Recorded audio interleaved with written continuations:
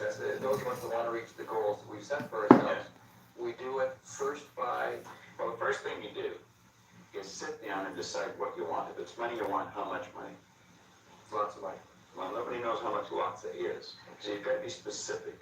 Okay. You write down on a card exactly what you want. And you carry that card around and read it often. Now, this is what I learned in this book, Think and Grow Rich, and it's what I teach in the seminars. I'll teach people how to set goals. But you decide exactly what you want. And then you start to think. Now, you're going to have thoughts come to your mind of why you can't get it. Mm-hmm. You have the ability in your conscious mind to reject that idea, kick it out of your mind. Thinking of why you can't do something is never going to do you any good.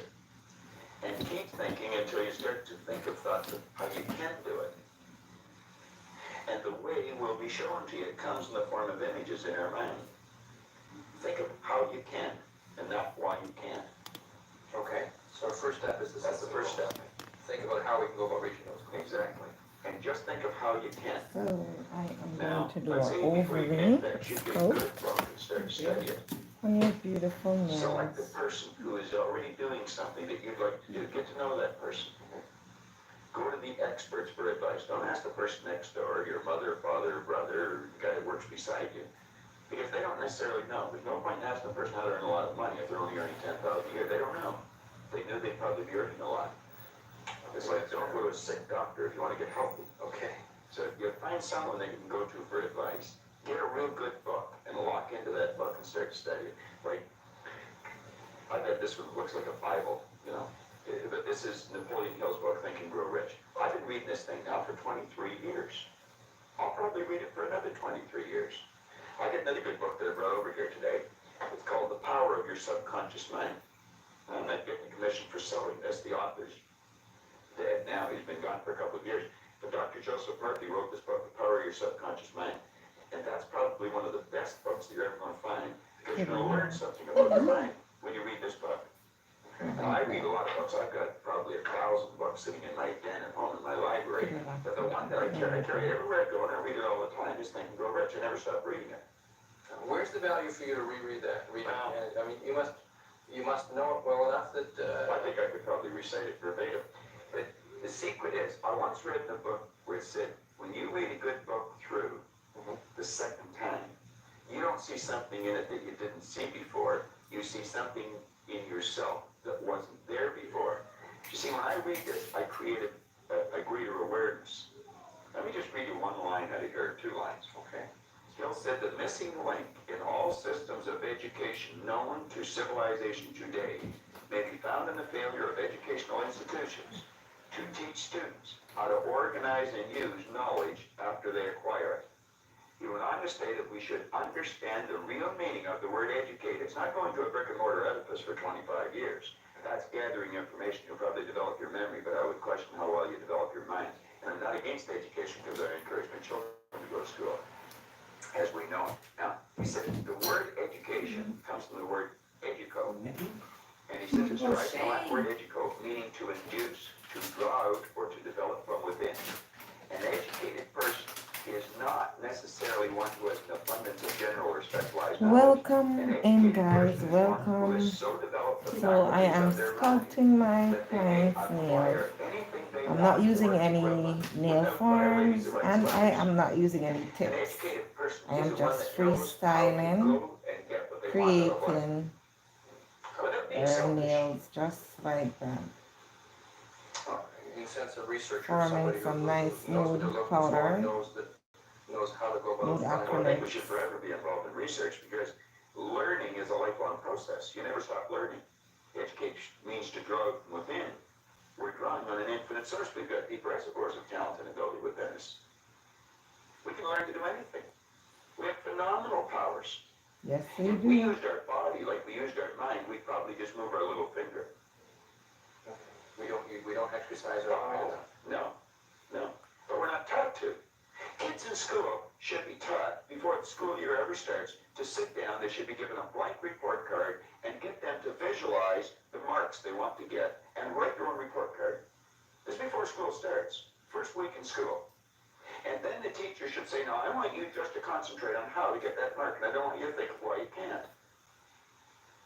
And I want you to form the attitude that you're going to get it. Now, some people say that's not being realistic. That's being very realistic. That's following the success principles that go back 6,000 years in recorded history. That's how everything was accomplished. That's not engaging in fantasy thinking. No. In daydreaming, we talk about. No. Well, that's where all greatness comes from. Greatness comes from fantasy. I would imagine that when Edison first saw the light bulb, he was fantasizing. But he kept fantasizing, and he built it into a theory, and then he built it into an image, and then he built it into a fact. I mean, when I was a kid, it was a fantasy to think of going to the moon. We've been up there with cars, playing golf.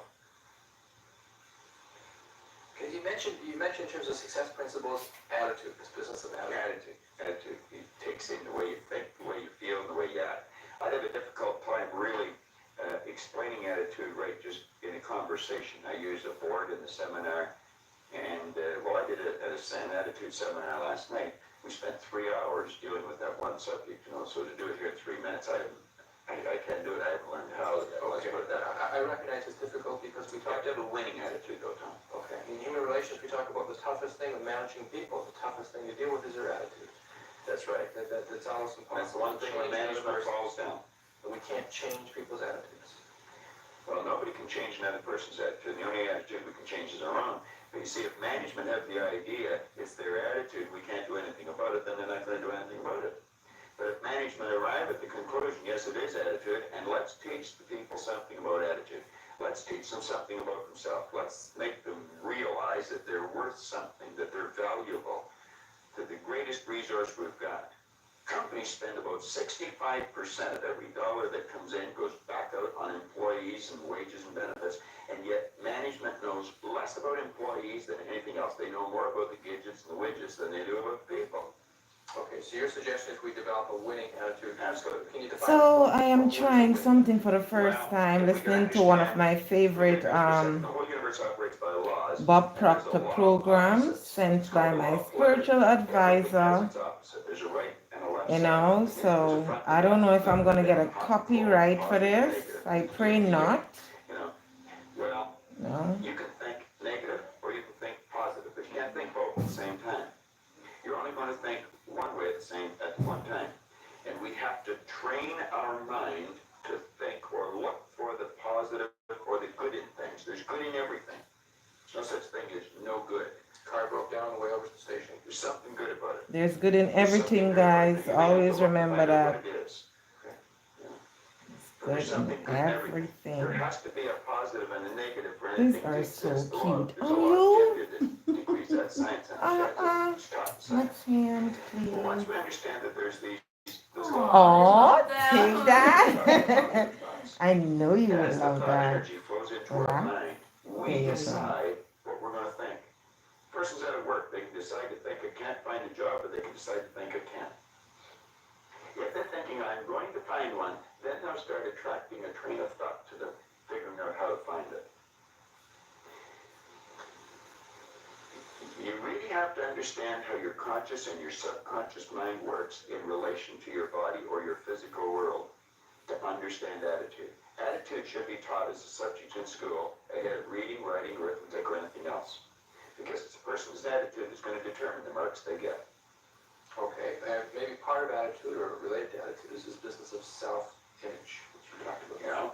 Well, that would, like we were talking about success principles, and I was saying, you got to get the winning attitude, you've got to set a goal. Then you have to work on self-image. Now, when we think we build images in our mind, Dr. Maxwell Maltz discovered the self-image concept as we know it today in 1960. He was a plastic surgeon. And he realized he was operating on people. He may I'm going remove to stop this a nasty scar in their face. and then do an actual recording just in case YouTube copyright me for using that anymore. Okay, alright. They are so unfair, but hey, you can see. And he postulated that there must be two images that we have, an exterior image, and we also have an inner self-image. And he started to study this, and he wrote a magnificent Are you book on it sure you called want to stop Psychocybernetics. streaming? Yes.